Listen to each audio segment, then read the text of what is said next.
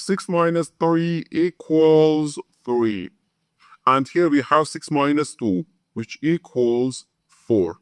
So 3 times 4 gives us 12. But this answer is not correct, because according to the order of operations, multiplication has higher priority than subtraction. And when we have more than one subtraction in an expression, we have to go from left to right. So first we have to do this multiplication, then this subtraction, and finally this subtraction.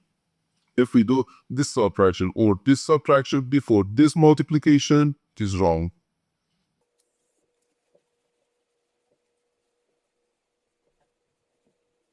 So first we have to do this first we have to do this multiplication. 3 times 6 gives us 18. So 6 minus 18, then minus 2. Now we have 2 subtraction and we have to go from left to right. So first 6 minus 18, which equals negative 12. So negative 12 minus 2 is just negative 14. And this is our final answer to this problem.